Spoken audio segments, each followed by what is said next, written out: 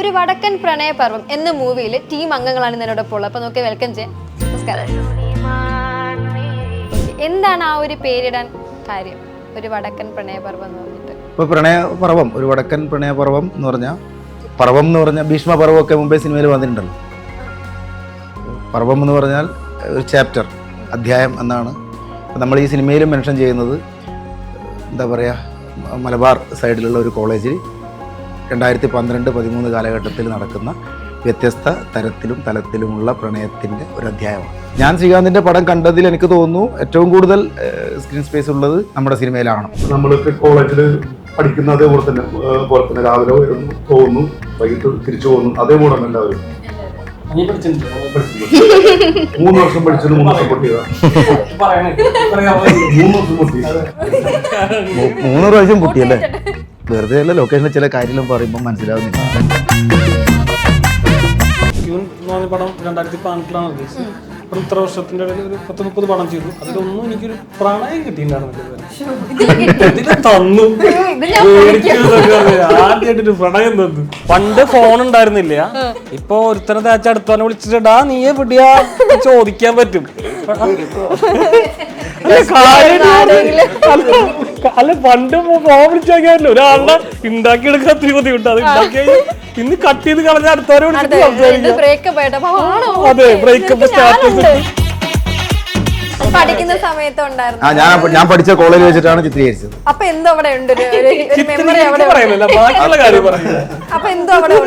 അവനെ കണ്ണൂരുകാരെ ഭാഷയിലൊക്കെ പറയൂ. അത്തരം ഒരു കമന്റ് ഒന്നും വേണ്ട കേട്ടോ. അല്ല, അമ്മാതിരി കമന്റ് വേണ്ട കേട്ടോ. നിങ്ങളാളെ വിളിച്ചാൽ അപ്പൊ എങ്ങനെയായിരുന്നു ആ ഒരു കണ്ണൂർ സ്ലാങ് പഠിച്ചങ്ങ് എടുത്തത്? അത് പുള്ളിക്കാരൻ പറഞ്ഞു തന്നു. അങ്ങനെ എളുപ്പോ കുറെയൊക്കെ പറഞ്ഞു, വിഷമായിരുന്നു, പാടായിരുന്നു. പക്ഷെ ഡയലോഗുകൾ പറയുമ്പോ പെട്ടെന്ന് ഡബിങ്ങിനൊക്കെ അത് കുറച്ച് ആ ഒരു സ്ലാങ്ങിൽ എന്തെങ്കിലും ഡയലോഗ് പറയാൻ പറ്റും? ഇല്ല.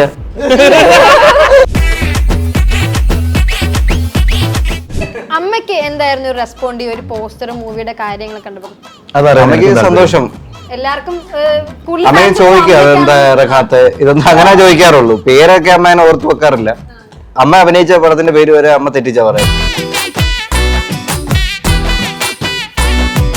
ഹായ്, ഞാൻ അശ്വതി. സെല്ലുലോഡിലെ മറ്റൊരു എപ്പിസോഡിൽ എല്ലാവർക്കും സ്വാഗതം. ഇന്ന് എന്നോടൊപ്പം ഉള്ളത് ഒരു വടക്കൻ പ്രണയപർവം എന്ന മൂവിയിൽ ടീം അംഗങ്ങളാണ് എന്നോടൊപ്പം ഉള്ളത്. അപ്പോൾ നമുക്ക് വെൽക്കം ചെയ്യാം.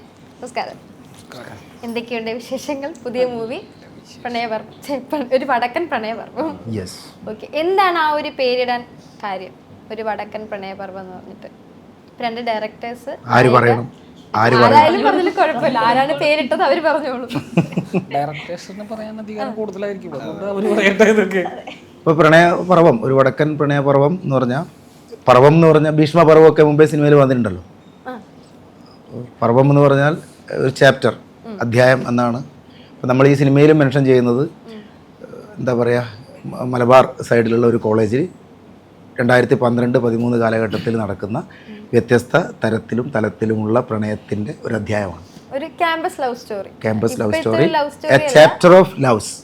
ഇപ്പോഴത്തെ ഒരു ക്യാമ്പസ് ലവ് സ്റ്റോറി ആയിട്ട് എനിക്ക് ട്രെയിലർ കണ്ടപ്പോൾ തോന്നില്ല, കുറച്ചുകൂടി 2012-13 കാലം മെൻഷൻ ചെയ്യുന്നത്. 90s കിഡ്സിനൊക്കെ കാണാൻ പറ്റിയ, തീർച്ചയായും അതിന് നല്ലൊരു ബ്യൂട്ടിഫുൾ കണക്ഷൻ പ്രസന്റുമായിട്ടുണ്ട്. ഇപ്പം നായിക. അപ്പോൾ എങ്ങനെയുണ്ടായിരുന്നു? കാണാൻ പ്രായം തോന്നുന്നുള്ളൂ.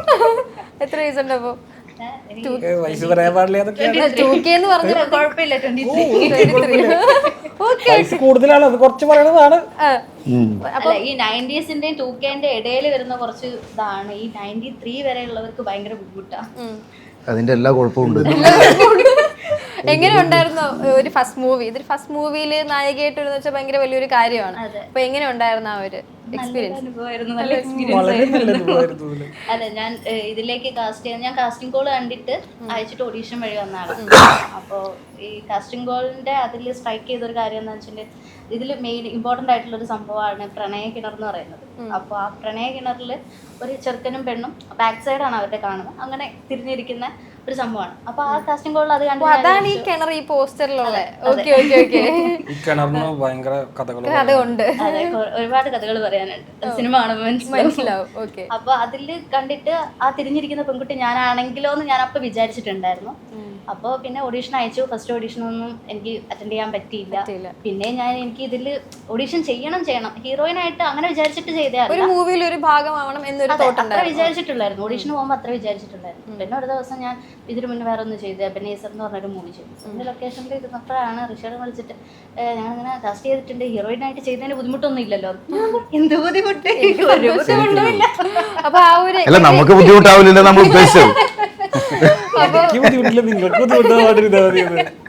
അപ്പം എങ്ങനെ ഉണ്ടായിരുന്നു ആ ഒരു എക്സ്പീരിയൻസ്? ഫസ്റ്റ് മൂവി അല്ലേ, ഭയങ്കര ഹാപ്പി ആയിരുന്നു. അതിലൊരു ഭയങ്കര ട്രഡീഷണൽ ലുക്ക് ആയിരുന്നു. എനിക്ക് ഫസ്റ്റ് മനസ്സിലായില്ല പോസ്റ്ററിൽ ഇതാണ് നായിക. അപ്പൊ ഞാൻ നായിക ഇങ്ങനെ തപ്പുമായിരുന്നു. അപ്പൊ നോക്കിയപ്പോ നല്ല ഒരു മോഡേൺ ആയിട്ടുള്ള കുട്ടി ഇവിടെ ഇരിക്കുക. അപ്പൊ ഞാൻ ഇതാണോ? അതെനിക്ക് പെട്ടെന്ന് മനസ്സിലായി. ശരിക്കും ആ ലുക്കാണ്. ആ ലുക്ക് ഡയറക്ടർ ഭയങ്കര ഇതാണ്. ക്യാരക്ടർ അങ്ങനെ തന്നെയാണ്. എന്താ ഭയങ്കര നാടനായിട്ടുള്ള ഒരു കുട്ടിയാണ്. അതിൽ ലുക്സും കാര്യങ്ങളൊക്കെ അങ്ങനെയാ വരുന്നത്. ലൊക്കേഷനിൽ ഫസ്റ്റ് എക്സ്പീരിയൻസ് എങ്ങനെ ഉണ്ടായിരുന്നു? ലൊക്കേഷനിൽ നല്ലായിരുന്നു. ഞാൻ മിങ്കിൾ ആവാൻ കുറച്ച് ടൈം എടുക്കുന്ന ഒരാളാണ്. മനസ്സിലായി, നല്ല മിങ്കിളാണ്. ഇത് പിന്നെ ആ ലൊക്കേഷനിൽ നേരെ ഇങ്ങോട്ടേക്ക് വന്നപ്പോ എന്താ അവിടെയുള്ളവരെ അയ്യോ മിസ് ചെയ്യുമല്ലോ, എന്ത് ചെയ്യും.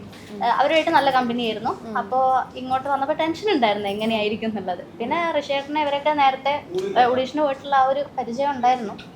അപ്പൊ അങ്ങനെ പോയിട്ട് പെട്ടെന്ന് മിങ്കിളായി. പെട്ടെന്ന് എന്താ കണക്ഷൻ കാര്യങ്ങളെല്ലാം സെറ്റായി. ഇപ്പൊ ശ്രീകാന്ത് ഏട്ടൻ ഒത്തിരി ഫാൻസ് ഒക്കെ ഉള്ളതായി. ഇപ്പം ശ്രീകാന്ത് ഏട്ടന്റെ അമ്മയ്ക്കായാലും ശ്രീകാന്ത് ഏട്ടനായാലും ഒത്തിരി എല്ലാം നമ്മുടെ സിനിമക്ക് ശേഷമാ. അതിന് മുമ്പ് അത്രയൊന്നും ഉണ്ടായില്ല. ഇല്ല, ഒത്തിരി റീൽസിലൊക്കെ ഭയങ്കര ഇതാണ്. അപ്പൊ ഒത്തിരി ഫാൻസ് ഒക്കെ ഉള്ളല്ലോ. അപ്പൊ എന്താണ് ഇപ്പൊ പറയാനുള്ളത് അവരോടൊക്കെ ഈ ഒരു മൂവിയെ പറ്റി? എല്ലാവരും സിനിമ കാണണം, സപ്പോർട്ട് ചെയ്യണം. അവരെപ്പോഴും സപ്പോർട്ട് ചെയ്യാറുണ്ട്. സിനിമ വരുമ്പോഴും അവർ സപ്പോർട്ട് ചെയ്യും.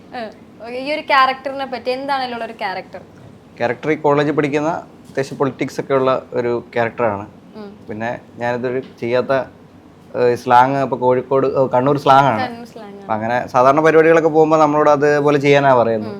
ഇതാകുമ്പോൾ ഒരു കണ്ണൂർ പരിപാടിയാണ്, ഒന്ന് ചേഞ്ച് ചെയ്ത് പിടിക്കാമെന്ന് വിചാരിച്ചിട്ട് അങ്ങനെയാണ് എനിക്കത് ഇൻട്രസ്റ്റിംഗ് ആയിട്ട് തോന്നിയത്. എക്സ്പീരിയൻസ് ഒക്കെ എങ്ങനെയാണ്? ഷൂട്ടിംഗ് ലൊക്കേഷൻ ഒരു ക്യാമ്പസ് ആയിരുന്നു. ഞാൻ ശരിക്കും കോളേജിൽ പോയിട്ടില്ലായിരുന്നു. ഞാൻ കോളേജിൽ പോയിട്ടില്ലായിരുന്നു. ഞാൻ +2 കഴിഞ്ഞിട്ട് വേറൊരു ടെക്നിക്കൽ കോഴ്സ് പഠിച്ചിട്ട് ഞാൻ ഗൾഫിൽ പോകുമായിരുന്നു. അപ്പം കോളേജിൽ പോകാൻ പറ്റിയത് വലിയ ഭയങ്കര എക്സ്പീരിയൻസ് ആയിരുന്നു ശരിക്കും. അവിടെ ഒരുപാട് കുട്ടികളും ഭയങ്കര ഒരു കോളേജ് മൂഡായിരുന്നു ശരിക്കും അവിടെ. അപ്പോൾ എനിക്ക് കോളേജിൽ പോയൊരു ഫീൽ ആയിരുന്നു. ഒരു പാർട്ടി ആ ഒരു ഇതൊക്കെ ഉണ്ടായിരുന്നു. പൊളിറ്റിക്സ് നമ്മുടെ സിനിമയിലെ ഒരു കഥാഗതി നിർണ്ണയിക്കുന്ന ഒരു ക്യാരക്ടറാണ്. അപ്പം ഒരു ഫണ്ണി ആയിട്ടുള്ള ക്യാരക്ടറാണോ സീരിയസ് ആയിട്ടുള്ള ക്യാരക്ടറാണോ? ഇപ്പൊ നമ്മൾ ശ്രീകാന്ത് ഫണ്ണി ആൻഡ് സീരിയസ് ആണ്, രണ്ടും. അതൊക്കെ സിനിമ കാണുമ്പോൾ മനസ്സിലാവും. ഞാൻ ശ്രീകാന്തിന്റെ പടം കണ്ടതിൽ എനിക്ക് തോന്നുന്നു ഏറ്റവും കൂടുതൽ സ്ക്രീൻ സ്പേസ് ഉള്ളത് നമ്മുടെ സിനിമയിലാണ് വന്നതിൽ. ഇനിയിപ്പോ വരാനുണ്ടാവും ചിലപ്പോൾ വേറെ. ഇതുവരെ വന്നതിൽ ശ്രീകാന്ത് നമ്മുടെ സിനിമയിൽ ഏറ്റവും കൂടുതലുണ്ട്. ചേട്ടനൊന്നും മിണ്ടുന്നില്ല, പറ്റി പറയൂ. സൈലന്റ് അദ്ദേഹം ബുദ്ധിജീവിയായിട്ട് മിണ്ടാതിരിക്കും. അല്ലെങ്കിൽ അങ്ങനെ അറിയിക്കണം പ്ലാൻ ചെയ്തിട്ടാണ് വന്നിട്ടുള്ളത്. ഒന്നും ഇൻട്രോവേർട്ട് ആണ്. അങ്ങനെയാണോ? ഇത് നല്ലൊരു സിനിമയാണ്. ഇത് നല്ലൊരു ഇതാണ്. ഇതിനെ പറ്റി പറയുകയാണെങ്കിൽ ഇത് എന്താ പറയാ, ഇപ്പൊ ശ്രീകാന്ത് ബ്രോ പറഞ്ഞ പോലെ തന്നെ നമ്മളൊരു കഴിഞ്ഞ വർഷമാണ് ഷൂട്ട് ഉണ്ടായിരുന്നത്. വെക്കേഷൻ ടൈമിൽ തന്നെയാണ്. അപ്പൊ നമ്മളൊക്കെ കോളേജിൽ പഠിക്കുന്ന അതേപോലെ തന്നെ രാവിലെ വരുന്നു, പോകുന്നു, വൈകിട്ട് തിരിച്ചു പോകുന്നു. അതേ മൂടാണ് എല്ലാവരും. അത് പണ്ട് നമ്മൾ പഠിച്ച ഇറങ്ങിയ ഒരു അതേ അനുഭവം തന്നെ ഇവിടുത്തെ കിട്ടി എല്ലാവർക്കും. 3 വർഷം പഠിച്ചത് 3 വർഷം പൊട്ടി. 3 വർഷം പൊട്ടി. സപ്ലൈ എഴുതിയില്ല, ഇപ്പൊ എഴുതിയിട്ടില്ല. നമ്മുടെ മെയിൻ ലക്ഷ്യ സിനിമയാണ്. മെനക്കെട്ടില്ല. ഇനിയിപ്പോ ഇത് കാണുന്ന പിള്ളേർ എനിക്ക് സപ്ലൈ ഒന്നും എഴുതില്ല, നേരെ സിനിമയിലോട്ട് അയ്യോ 3 പ്രാവശ്യം പൊട്ടിയല്ലേ? വെറുതെ അല്ല, ലൊക്കേഷനിൽ ചില കാര്യങ്ങളും പറയുമ്പോൾ മനസ്സിലാവുന്നില്ല. ഭയങ്കര ഈ ഡയറക്ടർ എല്ലാരും അങ്ങ് ഇട്ടങ്ങ് കണ്ണൂര് തൃശ്ശൂരാണ്. അപ്പൊ നമ്മള് യഥാർത്ഥ നമ്മുടെ സംസ്ഥാനം പുറത്തേക്ക് എടുത്ത് കഴിഞ്ഞാൽ ആർക്കും മനസ്സിലാവില്ല, പ്രത്യേകിച്ച് കണ്ണൂര്. സ്ക്രിപ്റ്റ് പറഞ്ഞ് മനസ്സിലാക്കാൻ തന്നെ എത്ര സമയം എടുത്ത് അറിയാം. അല്ല, അത് ഭാഷയുടെ പ്രശ്നം. ഭാഷ ഇനി വേണം തുടങ്ങാൻ. തള്ളി അവിടെ ഇനി ഞാൻ സംസാരിക്കാന്ന്. ഓക്കെ, ഇപ്പം ജെൻസൺ ചേട്ടൻ ഞാൻ ആദ്യം കണ്ട ക്യൂൺ സിനിമയിലായിരുന്നു. ഭയങ്കര ഒരു ഫണ്ണി ക്യാരക്ടർ ഉണ്ടായിരുന്നു. അപ്പൊ ഇതിലും ആ ഒരു ക്യാരക്ടറിനെ എല്ലാവരെയും ചിരിപ്പിക്കാന്ന് വെച്ചാൽ ഭയങ്കര ഒരു കാര്യമാണല്ലോ. അപ്പൊ അങ്ങനത്തെ ഒരു ക്യാരക്ടറാണോ ഇതിലുള്ളത്? അങ്ങനെ പറയാൻ പറ്റില്ല, ഇല്ലല്ലോ. ഇല്ല, കുറച്ച് അങ്ങനെ പറയാം, അല്ലെങ്കിൽ കുറച്ച് അങ്ങനെ അല്ലാണ്ടും പറയാം. രണ്ട് രീതിയിലും പറയാം. പക്ഷെ എൻ്റെ ഞാൻ ഇത്ര ഇപ്പോൾ ക്യൂൻ എന്ന് പറഞ്ഞ പടം 2018 റിലീസ്. അപ്പം ഇത്ര വർഷത്തിന്റെ ഇടയിൽ ഒരു 10-30 പടം ചെയ്തു. അതിലൊന്നും എനിക്കൊരു പ്രണയം കിട്ടിയിട്ടുണ്ടായിരുന്നില്ല ഇതുവരെ. ഇതില് തന്നു ആദ്യമായിട്ടൊരു പ്രണയം തന്നു.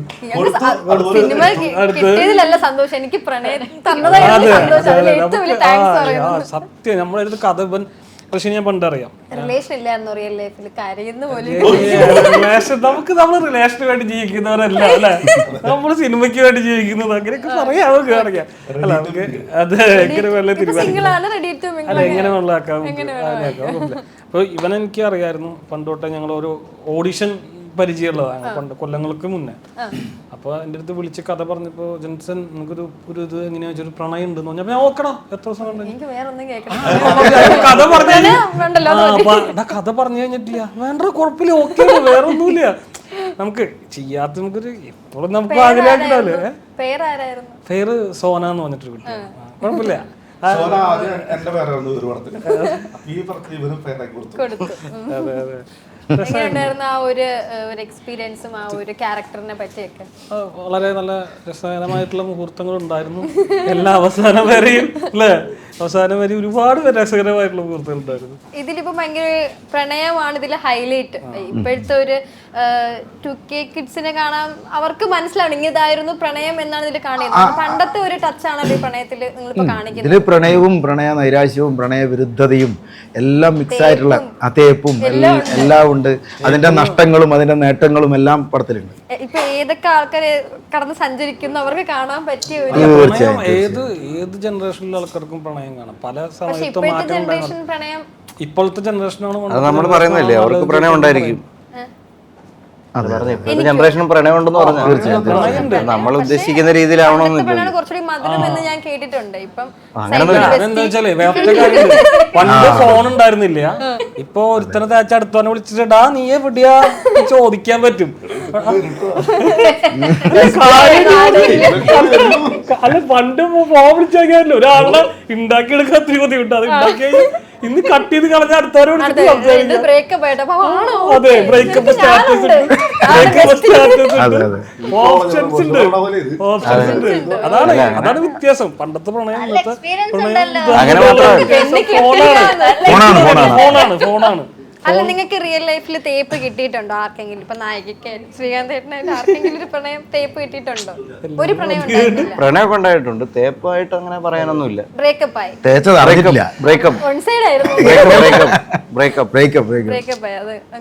തേപ്പൊന്നും ഇല്ല. എന്തിനാ വെറുതെ ആവശ്യമില്ലാത്ത റിലേഷനിൽ കടിച്ചു പോയി കിടക്കുന്നു.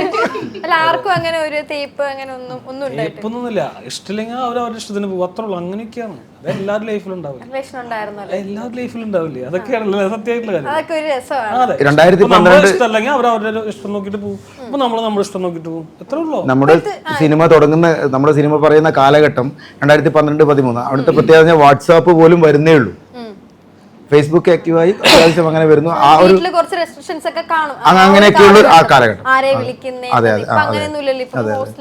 ഓപ്ഷൻസ് കൂടിയപ്പോ പ്രണയത്തിന്റെ ആൾക്കാരും കൂടി സമയം ഭയങ്കര ചെറുതായി തുടങ്ങി പ്രണയത്തിന്റെ. അതും കുറെ സമയമുള്ളത് ഓപ്ഷൻസ് കൂടിയപ്പോ ചെറുതായി ചിലപ്പോൾ 2 ദിവസം, ചിലപ്പോൾ ഒരാഴ്ച, അങ്ങനെ മാറി മനസ്സിലാക്കി. ഓരോ കാലഘട്ടത്തിലുള്ള പ്രണയം മനസ്സിലാക്കി ഇരിക്കും. അപ്പം ഈ മൂവിയിൽ ഇപ്പം പ്രണയം അല്ലാതെ ഇപ്പം ഫൈറ്റിംഗ് സീൻ ഇതൊക്കെ സിറ്റുവേഷണൽ ആയിട്ടുള്ള ഫൈറ്റും ഒക്കെ ഉണ്ട്.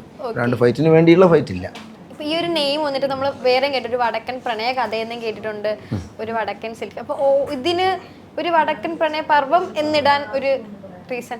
അതാണ് ഞാൻ ആദ്യം പറഞ്ഞത്, പറഞ്ഞില്ലേ, അതായത് ഒരു അധ്യായമാണ്. നമ്മൾ 2012-13 കാലഘട്ടത്തിലെ ഒരു അധ്യായം എന്ന് പറയുമ്പോൾ അതിലൊരു പ്രണയമായിരിക്കണം എന്നില്ല. വ്യത്യസ്ത തരം, അത് പ്രണയം മാത്രമല്ല, ആ അധ്യായത്തിൽ വരുന്ന എല്ലാം ഉണ്ടാവും. അതിൽ പൊളിറ്റിക്സ് ഉണ്ടാവും, പ്രണയം ഉണ്ടാവും, അതിന്റെ പ്രണയ നിഷേധം ഉണ്ടാവും. ഡിഫറെന്റ് ആയില്ല. ആ കാലവും ഇന്നല്ല, എല്ലാവർക്കും ഒന്ന് തിരിച്ചു പോകാൻ ആഗ്രഹിക്കുന്ന മനസ്സുകളല്ലേ എല്ലാവർക്കും.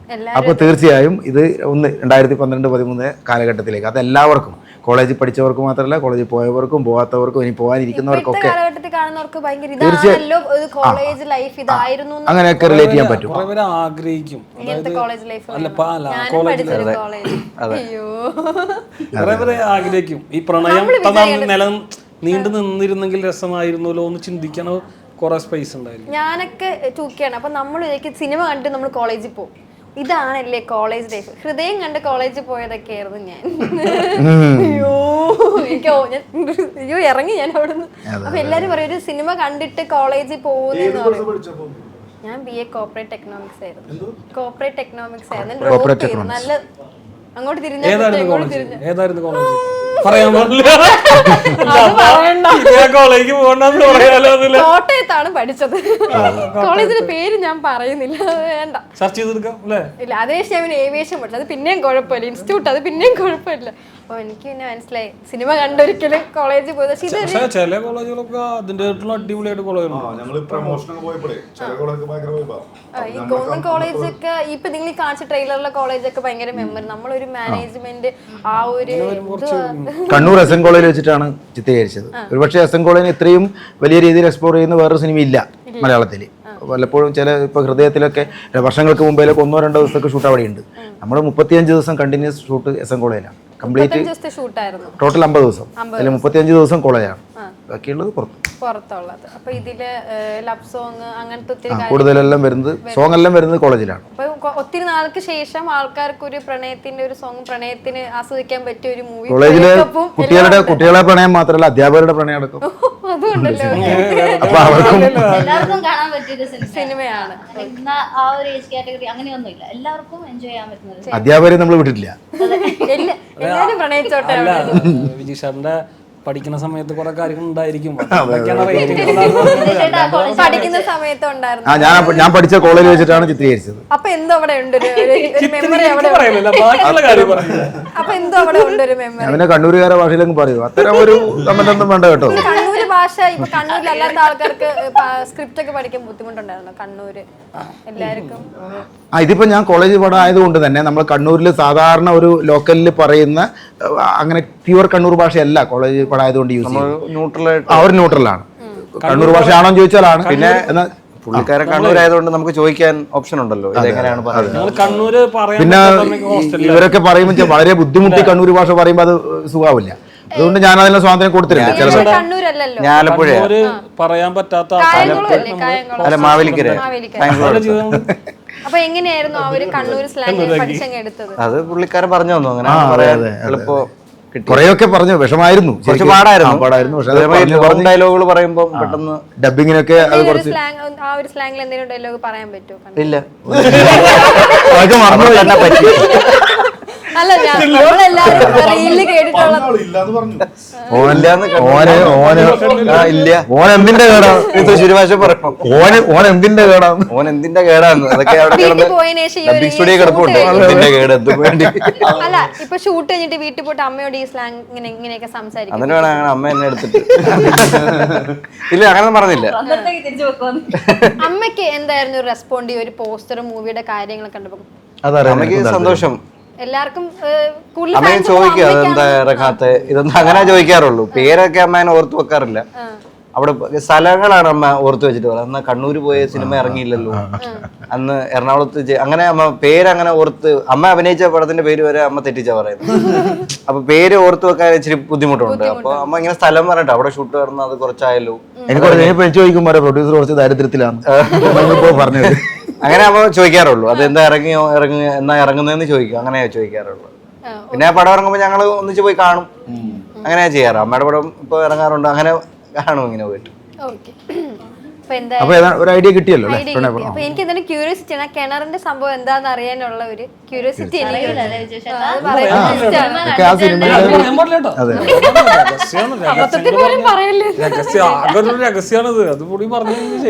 ടിസ്റ്റ് ആണ് ആ ഒരു സംഭവം. ഞാൻ വിചാരിച്ചു എന്താ ഈ പോസ്റ്ററിൽ കിണറൊക്കെ എങ്ങനെ ഒരു ക്യാരക്ടറാണ്. കിണറൊരു ക്യാരക്ടറോ? അതെ, ഒരു ക്യാരക്ടർ. കിണർ ഒരു ക്യാരക്ടറാ. പ്രണയ കിണർ എന്ന് പറയുമ്പോൾ അതിന് ഇംഗ്ലീഷ് പറഞ്ഞേ. അത് കോളേജ് നിർത്തിയതെന്ന് പറഞ്ഞല്ലേ. അപ്പൊ അതിന് ഇംഗ്ലീഷ് പറഞ്ഞേ.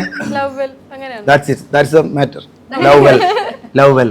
ഓക്കെ അപ്പൊ എന്തായാലും ഒത്തിരി സന്തോഷം. മെയ് 9-നാണല്ലേ റിലീസ് ചെയ്യുന്നത്. അപ്പൊ എന്തായാലും എല്ലാവിധ ആശംസകളും. അപ്പൊ എനിക്ക് എന്തായാലും ഞാൻ എന്തായാലും പോയി കാണും. എനിക്ക് ഭയങ്കര ക്യൂരിയോസിറ്റി ആണ്. ഇപ്പോഴത്തെ കാലത്ത് എല്ലാവരും ഇങ്ങനത്തെ ലവ് സ്റ്റോറി കാണാൻ ആഗ്രഹിക്കുന്നതാണ്. ഇപ്പോഴത്തെ ലവ് സ്റ്റോറിനെ കാട്ടിയും ഇപ്പൊ എല്ലാവരും എന്താ ഫോണിൽ മെസ്സേജ് അയക്കുന്നു, FB-യിൽ കിട്ടുന്നു, ഇൻസ്റ്റയിൽ കിട്ടുന്നു, അങ്ങനെ. പക്ഷെ ഇതൊരു ക്യാമ്പസ് ലവ് സ്റ്റോറി കൊണ്ട് കുറച്ച് ഇൻട്രസ്റ്റിംഗ് ആണ്. അപ്പൊ എന്തായാലും എനിക്ക് ഭയങ്കര സന്തോഷമുണ്ട് ഇന്റർവ്യൂ എടുത്തതിൽ. അപ്പൊ എന്തായാലും thank you so much. Thank you. സന്തോഷം.